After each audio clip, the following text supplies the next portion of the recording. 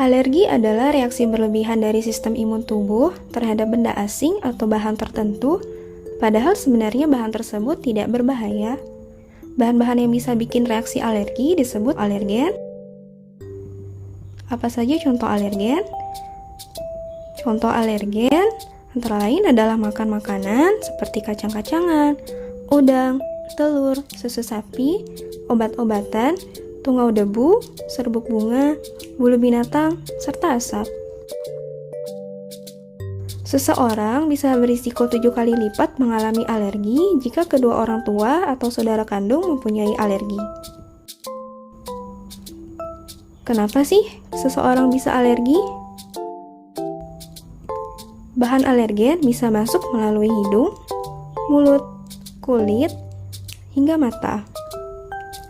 Pertama ada fase kenalan atau sensitisasi, yaitu fase ketika tubuh pertama kali terpapar oleh suatu alergen. Alergen ini akan kenalan sama sistem imun, tapi di fase kenalan ini terjadi kesalahpahaman. Imun tubuh mengenali alergen sebagai suatu ancaman. Akhirnya sistem imun membentuk antibodi terhadap alergen ini, namun pada fase ini tubuh belum bereaksi. Fase berikutnya ketika tubuh terpapar lagi sama alergen yang sama, alergen ini akan diikat oleh antibodi yang sudah terbentuk sebelumnya. Antibodi ini kemudian akan melawan dengan melepaskan berbagai senyawa kimia yang bisa merusak dan melukai jaringan sekitarnya, akibatnya muncul reaksi alergi. Apa saja gejala alergi yang dapat muncul? Reaksi alergi bervariasi, mulai dari ringan hingga berat.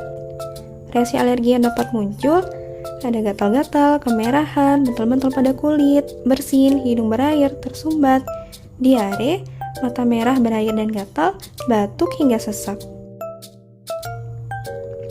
Waspada apabila gejala memberat, seperti gatal seluruh tubuh, kemudian wajah membengkak, sesak nafas, pusing, hingga penurunan kesadaran. Apabila gejala tersebut muncul, segera bawa ke fasilitas layanan kesehatan terdekat karena berisiko menimbulkan kondisi yang mengancam nyawa, yaitu shock anafilaksis. Bagaimana cara mengetahui pemicu alergi? Sebaiknya segera ke dokter untuk mendapatkan pemeriksaan lanjutan.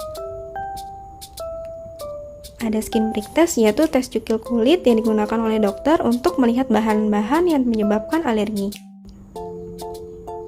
Jika anak mengalami alergi, lantas apa yang harus dilakukan? Hindari kontak dengan alergen. Hindari jika alergen sudah diketahui.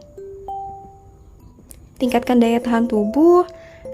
Pada bayi, berikan ASI eksklusif, serta pemberian gizi seimbang pada anak. Jangan lupa dorong si kecil untuk beraktivitas ya.